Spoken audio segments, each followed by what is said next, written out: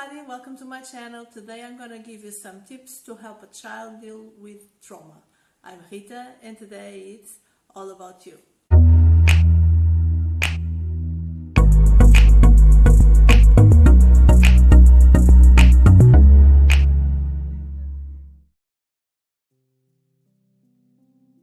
A child trauma usually refers to a very scary, dangerous, violent or life-threatening event.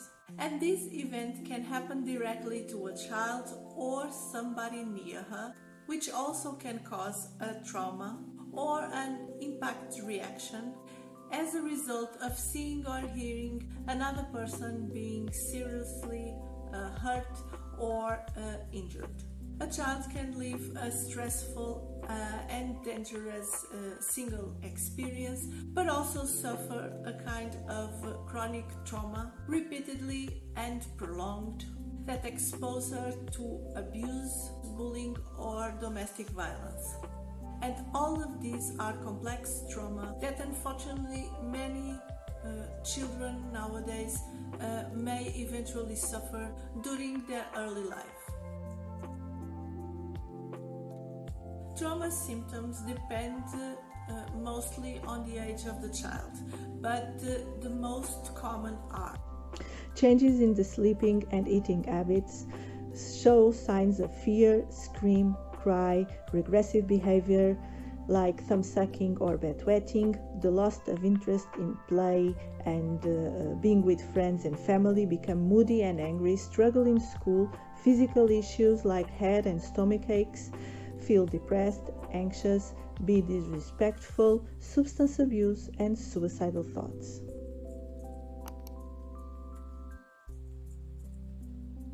There are some serious steps that a parent or a caregiver can give with the child that really help her to start to have a normal life again and start to enter in the new routines.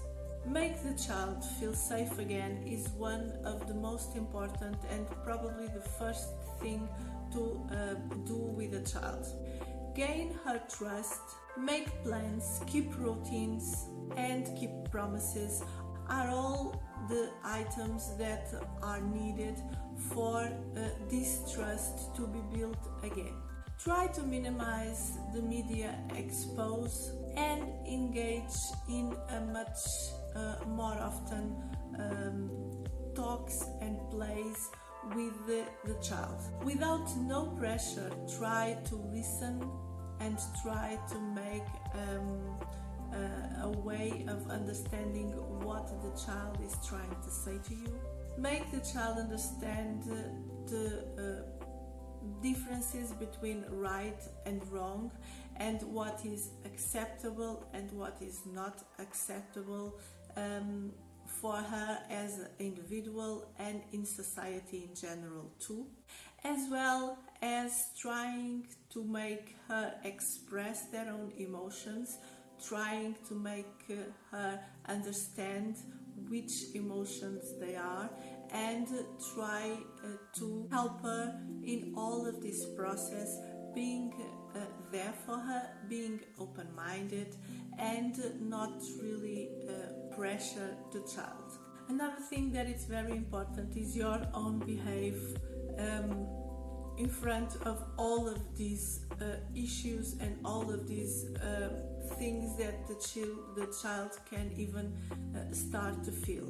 And it's very important that you can be honest with her, be empathic and validate their own feelings, not really minimize them, but make understand that they are important and these are feelings that you and her can make them different and make them a little bit more positive. It's important that you review your own behavior when a trauma happened, and it's important that you don't panic. Try to be much more understanding, much more flexible when there are some tantrums, when there are some cries, and try to not show much of your own anxiety, because this can create a little much higher levels of anxiety in your own children.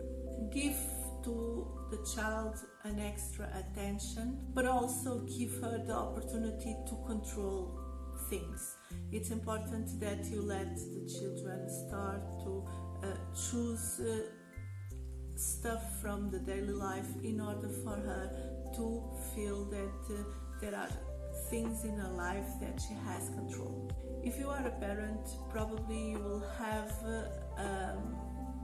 mixed feeling about all of this, and of course you want to protect your child, but understand that this is a phase that you have to give a little bit of freedom to your child, and you have to be aware of your behaviors of overprotecting, because this can really make the traumatic experience and the illness of the trauma a little bit more difficult to happen, and it can eventually transform in something that a child cannot really overcome that easily.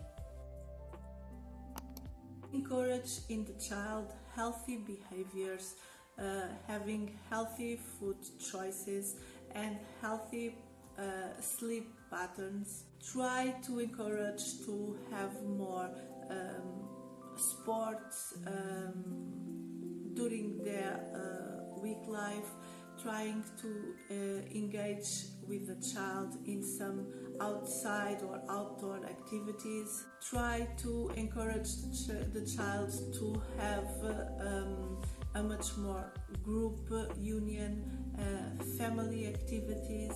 And it's good that all of these things start in yourself, in order for the child or the children just do just like you, and in order for them to be able to follow you. So being the role model, it's the most important thing that you can